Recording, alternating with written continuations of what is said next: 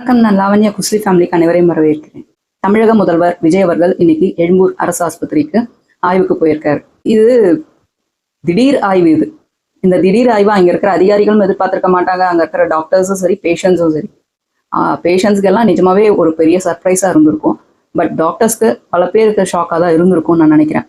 காரணம் என்னன்னா, பல அரசு ஆஸ்பத்திரிகள் எந்த நிலைமையில இருக்கு, எப்படியெல்லாம் பேஷண்ட்ஸை ட்ரீட் பண்றாங்க, அங்க இருக்கிற மருத்துவமனையில இருக்கிற பேஷண்ட்ஸ் எவ்வளவு அவதிப்படுறாங்க, இதெல்லாம் தெரிஞ்சா யாரும் அரசு ஆஸ்பத்திரிக்கே போக மாட்டாங்க.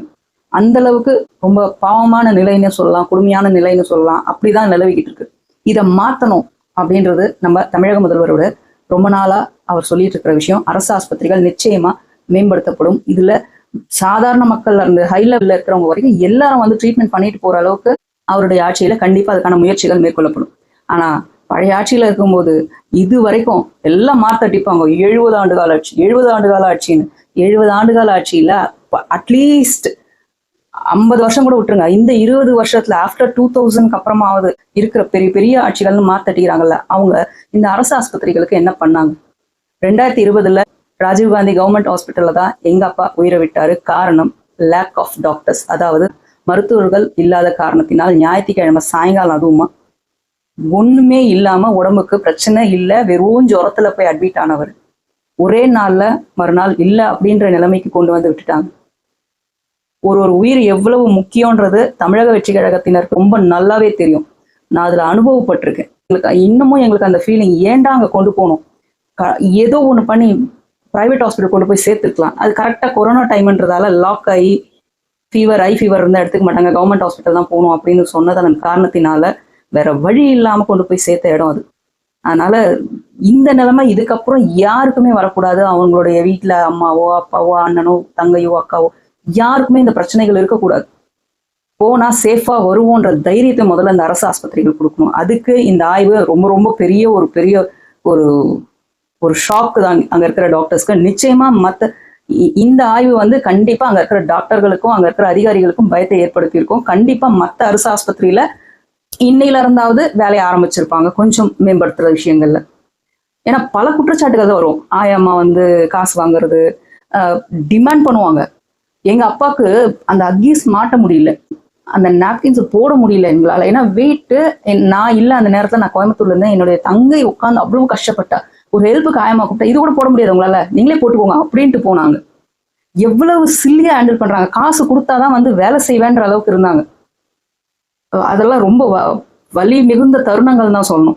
இந்த மாதிரியான விஷயங்கள் இல்லாம, எந்த ஒரு ஆதாயமும் இல்லாம ஆயாமாக்களோ அங்க இருக்கிற வார்ட் பீப்புளோ யாரா இருந்தாலும் அந்த சேவையை கரெக்டா செய்யணுங்க. அடுத்து இந்த ஓபி சீட்டு கூட ஆன்லைன்ல எப்படி புக் பண்றதுன்னு தெளிவா வீடியோக்கள் போட ஆரம்பிச்சிட்டாங்க. ஸோ நிறைய வந்துகிட்டு இருக்கு ஹாஸ்பிட்டல்ஸ் பத்தி. இன்னும் நிறைய விஷயங்கள் நம்ம நிறைய பார்ப்போம் நம்ம தமிழக முதல்வர் ஆட்சியில. ரொம்ப பெருமையா இருக்கு. நான் தமிழக முதல்வரின் ஆட்சியில இருக்கேன், நான் ஒரு தொண்டரா இருக்கேன், அவருக்கு இது சப்போர்ட்டிவா இந்த யூடியூப் சேனல் பண்ணிட்டு இருக்கேன்றது ரொம்ப ரொம்ப பெருமையா இருக்கு. ஏன் சொல்ல வரேன்னா, தமிழக முதல்வரின் கீழே அப்படி இல்லைன்னா ஒரு கட்சியின் தலைவர் கீழே வேலை செய்யறோம்னா அவரை பெருமைப்படுத்துற மாதிரி நம்ம ஒரு விஷயத்த செய்யணும். நமக்கு பெருமை தர மாதிரி அந்த தலைவரும் செய்யணும். நமக்கு ரொம்ப ரொம்ப பெருமை தர மாதிரி தான் இப்ப இருக்கிற தமிழக முதலமைச்சர் விஜய் அவர்கள் செஞ்சுட்டு இருக்காரு. ஆனா தலைவருக்கு பெருமை சேர்க்கிறாங்களோ இல்லையோ, தங்களுக்கு பெருமை சேர்க்கிறாங்களோ இல்லையோ, கட்சிக்கு கெட்ட பேரை சேர்க்கறதே வேலையா வச்சுட்டு இருக்கிற ஒரு கும்பல் இருக்காங்க பாத்தீங்களா. அதுல ஒருத்தர் கூட இந்த அன்பானந்தம்ன்றவர் அரெஸ்ட் ஆனாருன்னு சொல்ல மாட்டாங்க. அவங்க வந்து அவர் வாண்டடா தேடப்பட்டுக்கிட்டு இருந்தாரு. ஐயா எங்கேயோ ஓடி ஒளிஞ்சிருந்தாரு. ஆனா முன் வந்து சரண்டர் ஆகுறாங்களாமா. அவங்க வந்து அம்மா அப்பா ஒய்ஃபு பிள்ளைய குட்டியோட வந்திருக்கிறாரு. தானா வந்துதான் சரண்டர் ஆகும். அதனால நீங்க அரெஸ்ட் பண்ணக்கூடாது, போலீஸ் கோர்ட்டுக்கு வெளியே நிக்குது, அரெஸ்ட் பண்ணுவோம்னா விடவே இல்லை, உள்ள வந்துதான் நாங்களா சரண்டர் ஆகிறோம் அப்படின்னு சீன் காட்டணுன்றதுக்கு கார்ல இருந்து இறங்கும் போது குழந்தைய தூக்கிட்டு வராருங்க. அதுவும் நம்ம அமைச்சர் பல்லவி அவர்கள் தூக்கிட்டு வந்த கை குழந்தை கிடையாது, இது நல்ல கொஞ்சம் வளர்ந்த குழந்தை, யூகேஜி எல்கேஜிக்கு மேல இருக்கும்னு நினைக்கிறேன். அந்த குழந்தைய தூக்கிட்டு கட்டி பிடிச்சிக்கிட்டு, என்ன நீங்க போடுறது இப்ப சீனா? ஒரு ஸ்பூஃப் பண்ணீங்களே, ஒரு ஸ்பூஃப் ஒரு இடத்துல டிஎம்கே ஜென்சி டிஎம்கேன்னுட்டு ஒரு ஸ்பூஃப் பண்ணீங்க பாத்தீங்களா, ஒரு ஷாலை போட்டுக்கிட்டு கை குழந்தைன்னுட்டு. அது எவ்வளவு அருவறுப்பான விஷயமா இருந்தது தெரியுமா? எனக்கெல்லாம் ஒரு தாயா எனக்கு ரொம்ப அருவறுப்பான விஷயமா இருந்தது. ஒரு பச்சை குழந்தைய தூக்கிட்டு அந்த தாய் வராங்கன்னா அவங்களுக்கு குழந்தை பிறந்த பின் எத்தனை இடர்பாடுகள் இருக்கும். அந்த குழந்தைக்கு தாய்ப்பால் கொடுக்கணும், என்ன தேவைன்னு பார்க்கணும். அவங்க தனியாளா இருக்கலாம், அவங்க கூட சப்போர்ட்டுக்கு அம்மா மட்டும் கூட வராங்க, வீட்டுல விட்டுட்டு வர முடியாது. ஆனா வந்து அலுவல்களையும் அரசு அலுவல்களையும் பார்க்கணும், மக்களுக்கான சேவை என்னன்னு கவனிக்கணும். அப்படி இருக்கும்போது குழந்தை தூக்கிட்டு வரதுல என்ன தப்பு?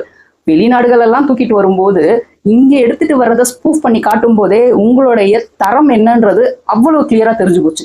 அதோடைய விளைவு நான் ரொம்ப நம்புவேங்க. நம்ம ஒருத்தருக்கு நல்லது பண்றோம்னா அது ரெட்டிப்பு நல்லதா வரும். நம்ம ஒருத்தர் கெட்டது பண்றோம் வச்சுக்கோங்க, ரெட்டிப்பு இல்ல 4-5 மடங்கா திரும்பி வரும்.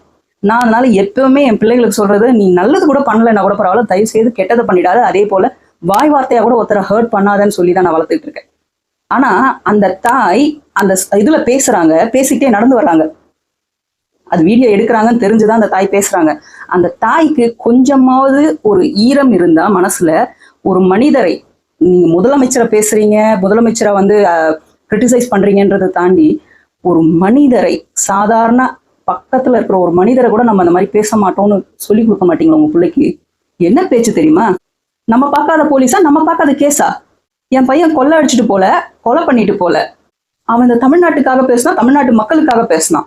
இல்ல நான் இங்க நிறுத்தி கொஞ்சம் தெளிவுபடுத்த விரும்புறேன் அந்த தாய்க்கு. நானும் ஒரு ஆண் பிள்ளையை பெற்ற தாய், என் பிள்ளை ஒரு ஜென்சி. தப்பா புரிஞ்சுக்காதீங்க, ஜென்சின்னா ஜென்சி டிஎம்கே இல்ல, என் பிள்ளை 2000க்கு அப்புறம் பிறந்தவன்றத ஜென்சின்னு சொல்ல வந்தேன். அவனை நான் கூட்டிட்டு வரேன், இவங்க பிள்ளைய கூட்டிட்டு வரட்டும். யாரோட தராதரம் சூப்பர், யார் தமிழ்நாட்டுக்காக பேசுறா, யார் தமிழ்நாட்டு மக்களுக்காக பேசுறாங்க, யார் தன் தலைவனுக்காக பேசுறாங்க அப்படின்னு பேசுவோம். ஆனா உங்க மகன் என்ன பண்றான்? ஒருத்தரை மன ரீதியா, எப்படி மன ரீதியா சக மனிதனை நம்ம அப்படி பண்ணக்கூடாது, அது அவங்களுடைய பர்சனல். நீ அரசியல் பேசுறேன்னா தமிழக முதல்வர் அவர்களின் அரசியல் சரியில்லையா, அவருடைய செயல்பாடு சரியில்லையா, அவருடைய வேலைத்தனம் சரியில்லையா, அதை பத்தி பேசு, மாண்பா பேசு. முக்கியமான விஷயம், மாண்பா பேசு, மரியாதையா பேசு. நீங்க பண்ற வேலை ஒருமையில பேசுறதை தாண்டி பர்சனல் அட்டாக். எப்படி பர்சனல் அட்டாக் பேசுறீங்க? அரசியலா இருக்கு, இதுக்குள்ள எங்க அரசியல் ஒளிஞ்சிருக்குன்னு எனக்கு தெரியல. மினிஸ்டர் பல்லவி அவர்களை ஸ்பூஃப் பண்ணி பண்ணாங்க இல்லையா ஸ்டேஜ்ல, அப்போ வாயை திறக்கல இந்த தாய். அம்மா, நான் ஒரு தாய், நீ பண்றது தவறு, நீங்க ஜென்சி டிஎம்கேல பண்றது தவறு, இந்த மாதிரி ஸ்பூஃப் பண்ணாதீங்க, நானும் ஒரு பிள்ளையை பெற்றிருக்கேன்னு அந்த தாய் அவங்க குரல் கொடுத்துருந்தாங்கன்னா சல்யூட். ஆனா அங்க வலிக்காத உங்களுக்கு இப்ப வலிக்குது இல்ல, இது உங்க வளர்ப்பு சரியில்லைன்றதை மட்டும்தான் காட்டுது. இதை ஒரு தாயா நான் சொல்றேன், உங்க வளர்ப்பு சரியில்லை. வேணும்னா கொஞ்ச நாள் எங்க வீட்டுக்கு அனுப்புங்க, நல்ல கரெக்டா சரி ரெடி பண்ணி அனுப்புறோம் உங்க பையனை. நல்லா சுழுக்கு எடுத்து தரமா மரியாதைன்னா என்னன்னு சொல்லி கொடுத்து அனுப்புறேன். சரியாம்மா? பிள்ளைய வளர்க்க தெரியாத ஒரு தாயின்னு பேர் எடுக்கிறது உங்களுக்கு சந்தோஷமா இருக்கா? தலைவனுக்காக நில்லுங்க, தப்பு இல்லை. கட்சியின் கொள்கைகளுக்காக நில்லுங்க, தப்பு இல்லை. தவறா முன்னிறுத்தாதீங்க. இப்ப இருக்கிற தலைமுறையை தவறா முன்னிறுத்தி தவறான பேச்சுக்களை கத்துக் கொடுக்காதீங்க. இதனுடைய கஷ்டம் நஷ்டம் எல்லாத்தையும் இதுக்கப்புறம் நீங்க தான் அனுபவிப்பீங்க. இதுக்கு தமிழக அரசோ இப்ப இருக்கிற முதல்வர் விஜய் அவர்களோ பொறுப்பேற்றுக்க முடியாது. இதுக்கு முழு முதற் காரணமும் மொத்த காரணமும் நீங்களும் உங்க பிள்ளைய மட்டும்தான், உங்க வளர்ப்பு தான். தயவு செய்து பிள்ளைகளை ஒழுங்கா வளர்த்துக்கோங்க. தவறான முன்னுதாரணம் ஆயிடுவாங்க நாளைக்கு இவங்க எல்லாம் ஒரு பேரண்டா. இந்த மாதிரி பேரண்ட்ஸ் எல்லாம் சரி பண்ணியே ஆகணும். அடுத்த விஷயம், திருமாவர்கள் என்னையா இவரு சும்மாவே இருக்க மாட்டாரா? வேணாம், தமிழக வெற்றி கழகத்தோட நீங்க கூட்டணியே வைக்க வேணாம். சரி, கூப்பிட்டாங்க, கூட்டணிக்கு வாங்கன்னு இல்லைன்னு நீங்க, சரி அதுக்கடுத்து அமைச்சர் பதவி கொடுக்குறோம், நீங்க எங்களுக்கு சப்போர்ட் பண்ணுங்கன்னு கேட்டாங்க, சப்போர்ட் பண்ணீங்க, சரி அமைச்சர் பதவி கொடுக்குறோம்னாங்க, வாங்கிக்கிட்டீங்க, ஓகே. இதுக்கப்புறமும் உங்களுக்கு என்ன பண்ணணும்னு நீங்க எதிர்பார்க்குறீங்க? உங்களுக்கு தேவையானதை பண்ணா நீங்க எங்களுக்கு சப்போர்ட் பண்ணுவீங்க, உங்களுக்கு தேவையானதை நாங்க பண்ணலைன்னா நீங்க எங்களுக்கு சப்போர்ட் பண்ண மாட்டீங்க, டிஎம்கேவோட நட்புறவில் இருப்பேன்னு சொல்லுவீங்க. இது எந்த வகையில நியாயம்னு தெரியல. ஒண்ணு, நாங்க கூட்டணியில இல்லைன்னு சொல்லிட்டு போயிட்டே இருங்க. நீங்க யார் கூட நட்புல இருக்கீங்க, நட்புல இல்லைன்றதுல யாருமே இங்க கேட்கவே இல்லை. வாண்டடா வந்து அப்பப்போ RSS பிள்ளைகள் இல்லைன்னு நினைக்கிறேன். ஆனா எனக்கு அப்பப்போ டவுட் வருது. ஏன்னா நீங்க ஒன்றிய ஆட்சியோட கொஞ்சம் ஒன்றிணைந்து செயல்படணும், அப்படியே கொஞ்சம் பார்த்து பதமா வேலை செய்யணுன்ற மாதிரி சொல்றீங்க. அதனால எங்களுக்கு உங்க மேல டவுட் இருக்கு. அப்புறம் எதுக்கு அமைச்சர் பதவி ஏத்துக்கணும்? வேணாம்னு சொல்லிட்டு போலாம்ல. கொடுத்த அமைச்சர் பதவி வாங்கிக்கிறீங்க. அவரு ரொம்ப நல்லாவே செயல்பட்டுட்டு வராரு வன்னி அரசு, நிஜமாவே சொல்லணும். அவர் மேல எனக்கு இதுக்கு முன்னாடி அவர் பேசின சில முரண்பாடான பேச்சுக்கள் எனக்கு ஏற்புடையதா இல்லை. இருந்தாலும் இப்போ அவர் அமைச்சரா பதவி ஏற்றதுக்கு அப்புறம் அந்த இன மக்களுக்காக அவர் பாடுபடுறது நிஜமாவே ரொம்ப நல்லா இருக்கு. பார்க்கறதுக்கு நல்ல ஒரு விஷயம் நடந்திருக்கு நம்ம தமிழக முதலமைச்சர் விஜய் அவர்களால. இத்தனை வருடங்கள் திமுக செய்யாததை உங்களுக்கு ஆட்சியிலையும் பங்கு, அதிகாரத்திலையும் பங்கு உங்களுக்கு கொடுத்துருக்கும் போது நீங்க அதுக்கு நன்றியோட கூட இருக்க வேணாம். ஆனா அது கடமையை கரெக்டா செய்யலாமே. ஆமா, நம்ம மக்களுக்கு இப்போ ஒரு விடிவு காலம் வந்திருக்கு, அந்த மக்களுக்காக நீங்க இருக்கலாமே. நீங்க ஏன் ஆகும்னா திமுகவோட நட்புறவு வந்து பிரஸ் மீட்ல சொல்றீங்க. இப்பதான் எங்களுக்கு டவுட்டே வருது.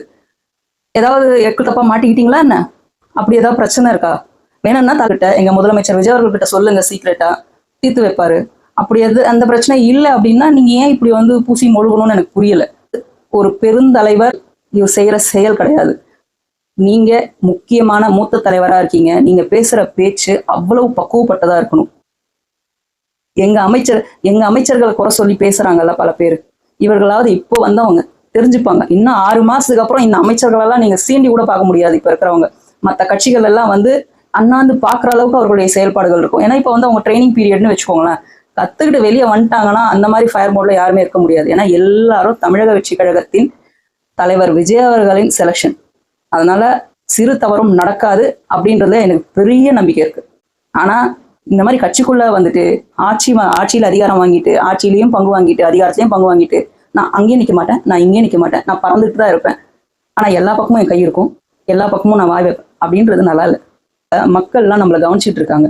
நம்ம என்ன பேசுறோம், நம்ம என்ன பண்றோம், நம்ம எப்படி பாக்குறோம், எல்லாத்தையும் கவனிக்கிறாங்க.